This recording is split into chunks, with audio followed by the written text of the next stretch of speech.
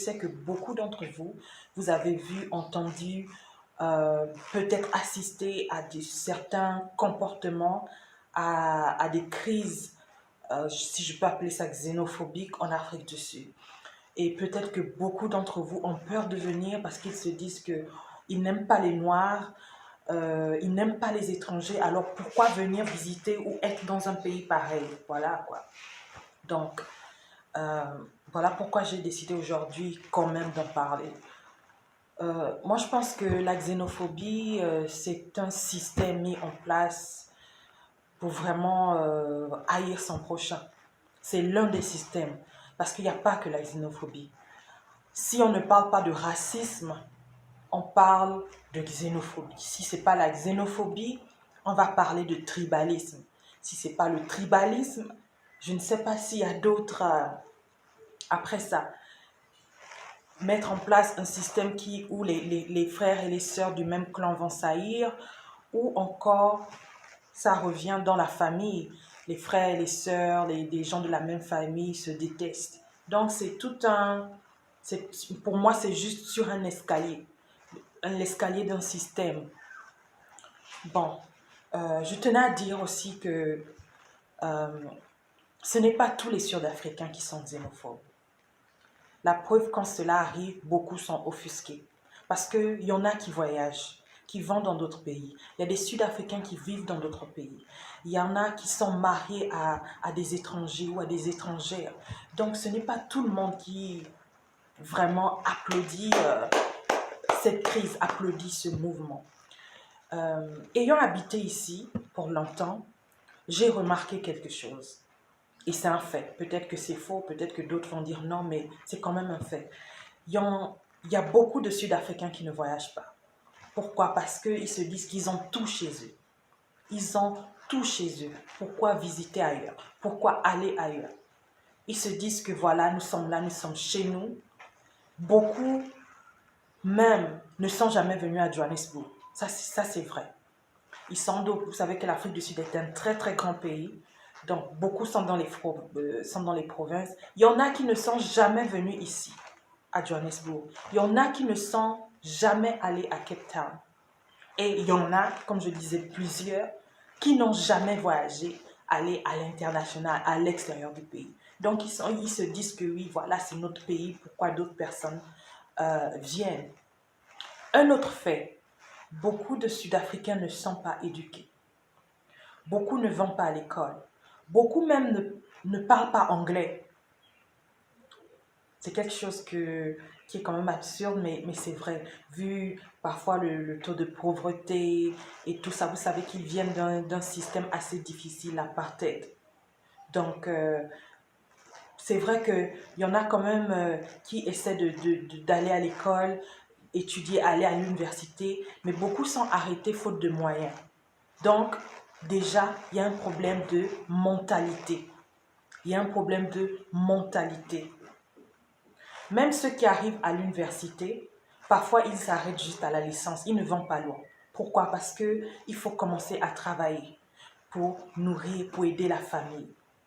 Donc, il y a déjà un problème d'éducation, il y a un problème de mentalité et tout ça participe à cette crise appelée la xénophobie. Vous savez. En 2010, il y a eu ici une véritable crise où il y en a qui ont été brûlés. C'était vraiment difficile. Je n'étais pas encore ici, mais j'avais ma cousine qui était ici. Et d'autres m'en ont parlé. C'était vraiment, vraiment bad. C'est-à-dire que ça frappait, ça tuait, c'était difficile. Et après ça, quand même, on a pu surmonter tout ça. Le gouvernement a pu mettre des mesures en place pour les étrangers et autres. Et l'année passée, il y a encore eu une crise. Il y a encore eu une certaine crise qui a commencé, et ça commence toujours bêtement. La dernière crise, on disait que c'était à un taxi rank. Taxi rank, c'est comme une gare routière où quelqu'un s'est disputé avec un autre taximan, un truc du genre, et il arrivait que c'était un étranger, quelque chose comme ça. Mais à entendre la situation, ça ne devait pas dégénérer de cette manière. Mais comme on dit, il y a toujours des âmes, il y a toujours des gens qui en profitent pour exprimer leur haine et contaminer les autres. Et c'est devenu un total chahut, comme vous l'avez vu, suivi dans les médias. Mais ce n'est pas tous les Sud-Africains qui sont comme ça. Non, ce n'est pas tous les Sud-Africains qui sont comme ça. C'est plus ceux qui ne sont pas éduqués, c'est plus ceux qui n'ont jamais voyagé de leur vie ou qui n'ont jamais voyagé d'aller d'une ville de chez eux à une autre. Et je pense que c'est vrai qu'en Afrique du Sud, c'est parfois abusé, mais dans d'autres pays, c'est pareil. Dans tous les pays, c'est comme ça. Où, quand il y a une crise, on accuse toujours qui? Les étrangers. Parce qu'on se dit que les étrangers viennent nous voler, les étrangers, c'est eux qui emmènent une telle ou telle maladie, les étrangers, c'est...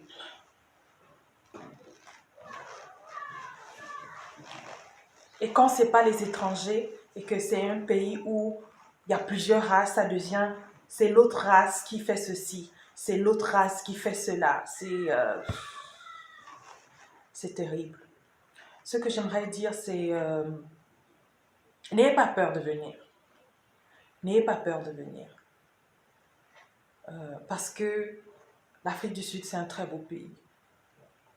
C'est vrai qu'il y a un problème parfois de mentalité par rapport à une minorité qui refuse d'avancer, qui refuse de sortir de l'apartheid, qui refuse de se dire que maintenant nous sommes libres, qui oublie même que pendant ce moment difficile qu'ils ont eu, plusieurs activistes se sont cachés dans des pays, les pays autour. Plusieurs activistes ont été accueillis à l'international. Ils oublient ça. Et pourquoi? Parce qu'ils ne sont pas éduqués. Ils ne savent pas. Ils ne savent pas. Ils ne savent pas que dans l'histoire, les pays autour, les étrangers, ont beaucoup joué dans la libération de l'Afrique du Sud. Mais ceux qui savent sont ouverts. J'ai beaucoup d'amis sud-africains qui sont ouverts, qui aiment l'étranger, qui aiment apprendre, partager des différentes cultures. Ils n'ont pas de problème. Mais c'est cette petite minorité. Mais n'hésitez pas à venir. Venez visiter l'Afrique du Sud. C'est un pays vraiment ouvert au tourisme. Hein? Une partie de leur économie est basée sur le tourisme. La crise qui arrive souvent, on ne peut pas l'empêcher, ça arrive. Mais à chaque fois, le gouvernement met des moyens en place pour que ça s'arrête, pour que ça s'évite. Parfois, c'est un problème politique, c'est ça même la vérité. Parfois, c'est un problème politique, ils essaient de déstabiliser le pouvoir en place. Donc, ils créent quelque chose contre les étrangers pour que l'opinion publique ou, comment on appelle ça, comment on dit, l'opinion internationale puisse réagir et dire que voilà, le pouvoir en place ne fait pas son travail. Alors que c'est faux. Alors que c'est faux. Alors cette crise a plusieurs sources. Plusieurs sources. L'éducation, la mentalité, mais aussi c'est politique. Et quand ça arrive, c'est pas partout. Parfois, c'est plus dans ce qu'on appelle les townships, les quartiers populaires, les quartiers retirés, les quartiers où il y a la pauvreté. C'est plus dans ces quartiers-là. Ils font toujours leur possible pour que ça ne remonte pas vraiment partout, dans toute la ville ou dans tout le pays. Ils font vraiment de leur mieux. La dernière crise, elle a commencé comme de la blague. Elle a terminé aussi comme ça. On ne sait pas comment c'est fini, mais c'est fini. Donc, vous voyez qu'il y a des des gens derrière qui utilisent ça pour déstabiliser le pays. Mais je vous encourage à venir. Je vous encourage à venir. Alors, on se voit à la prochaine. Portez-vous bien. N'oubliez pas de liker, de commenter, de poser vos questions. Si vous avez quelque chose à dire aussi sur ce sujet assez délicat, peut-être que je n'ai pas tout dit, vous pouvez écrire en commentaire ou m'écrire pour que peut-être que je pourrais réitérer quelque chose. Et voilà. Mais sinon, c'est un beau pays, venez visiter. Ils sont ouverts.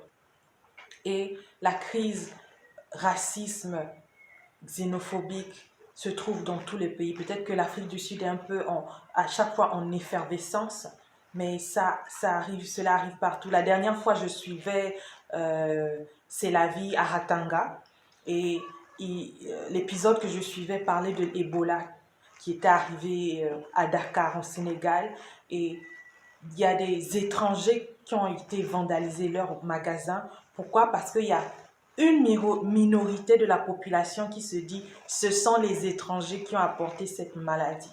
Vous voyez? Et c'est la crise qui se passe encore aux États-Unis. C'est encore un racisme. Vraiment, je ne sais pas si tous ces ismes vont terminer un jour, mais on prie que ça finisse parce que Dieu nous a créés unis. Dieu nous a créés. Il y a qu'à observer les fleurs, les plantes. Il y a des roses blanches, il y a des roses rouges, il y a des roses roses. Vous voyez, il y a d'autres fleurs. Et même dans la nature de cette fleur, on trouve des cousins, des cousines. Donc, c'est pour dire que Dieu nous a créés égaux, mais pour son bon plaisir, il a fait différents, comment on dit en anglais, différents shades. Il y a les noirs, il y a les blancs, il y a les jaunes, il y a les rouges. Même entre nous, les noirs, il y a les clairs, il y a les bruns, il y a ceci, il y a les albinos. Voilà quoi. C'est pour son... Nous sommes comme dans un jardin. Comme dans un jardin et on devrait se soutenir. Je n'ai jamais vu une rose blanche pousser, elle attache la rose rouge. Jamais vu de ma vie. Prenons exemple sur la nature. Donc voilà, à la prochaine. Salut!